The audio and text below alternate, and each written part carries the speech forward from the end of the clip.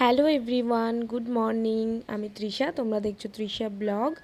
তো তোমরা কিন্তু আমার চ্যানেল সাবস্ক্রাইব একদমই করছো না, বা আমার ভিউ বাড়ছে না, বুঝেছো? একটু ভিউজ করে দাও, একটু সাবস্ক্রাইব করে দাও তোমরা। তো মর্নিংয়ে চলে এসেছি ঘুম থেকে উঠেই তোমাদের সাথে একটা ভিডিও নিয়ে।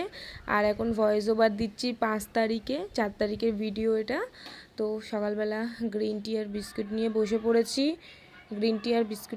পড়েছি, এখানে। তারপরে একটু বেলা হলে চলে আসলাম সকালের ব্রেকফাস্ট নিয়ে। গ্রিন টিটা খেলাম 8টার সময়, এটা 11:30 12টা নাগাদ আমি সকালের ব্রেকফাস্ট করছি। একটা রুটি, একটুখানি সবজির তরকারি আর শসা।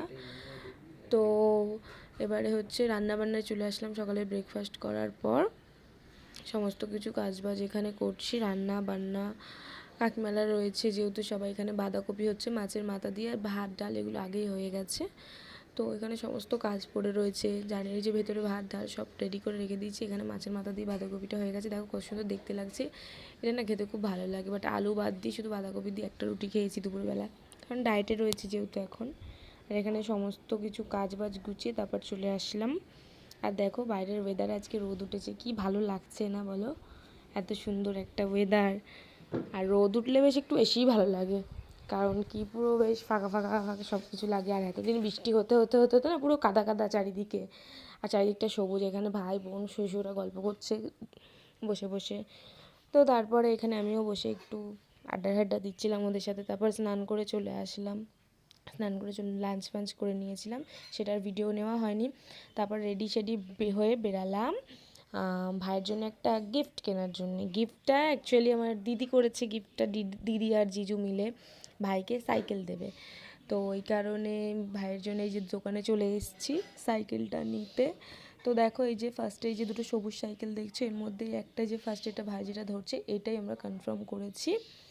তো সাইকেলটা বেশ সুন্দর, ভালো লাগছে, কিন্তু সাইকেলের যা দাম এখন, স্কুটি কেনার হাফ টাকা মনে হয় সাইকেলেই উঠে যাচ্ছে, জানো তো, এত প্রচণ্ড দাম। তো এই যে সাধুখা সাইকেলস, এই দোকানটা থেকেই আমরা নিয়েছি ভাইয়ের জন্য সাইকেল। আর ভাই মানে ঘুরে ফিরে 14বার দেখছে ও কোন সাইকেলটা নেবে, মানে এত সাইকেলেও কনফিউজ হয়ে গেছে যে কোন সাইকেলটা ওর ভালো লাগছে। ও নিজেও বুঝতে পারছে না কোন সাইকেলটা নেবে।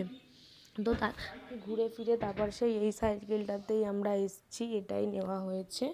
হ্যাঁ, তো এখানে হচ্ছে বাইরে একটু ভিডিও টিডিও সমস্ত কিছু আমরা করে নিচ্ছি।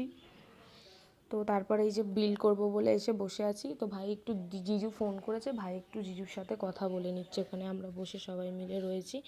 তো তার মধ্যে আমার এই যে বোন পিছনে দাঁড়িয়ে রয়েছে, আমরা একটু দাঁড়িয়ে আড্ডা দিচ্ছি। পাশে না আমার একটা বন্ধু এসেছিলো, তার সাথে আবার একটু কথা টথা বললাম। তার সাথে হঠাৎ দেখা, মানে আমি যেই দোকানে সাইকেল কিনতে গেছি, এই দোকানে না ব্যাটারিওয়ালা সাইকেল পাওয়া যায়। তো তো সেখানে ওই ব্যাটারি সাইকেলের কাজটা আমার সেই বন্ধুটা করে, সেই ব্যারাকপুরে কোম্পানিতে। তো তারা এই দোকানে আবার সাইকেল দেয়। তো সেই কারণে ও আবার দাঁড়িয়েছিল আমার সাথে অনেকক্ষণ, কথা টথা বললো। দিয়ে আমি বললাম তুই এখানে? তো ও বললো যে আমি এরকম এরকম কাজ করি, এখানেই দিতে আসি। তো আমি বললাম ও আচ্ছা আচ্ছা। দিয়ে তারপর এই যে দেখো এইটাই কনফার্ম করেছে, সাইকেলটা ভালো লাগছে অবশ্যই জানিও কমেন্ট করে, ভালো লাগছে তোমাদের কি ভালো লাগছে কিনা সেটাই জানিও।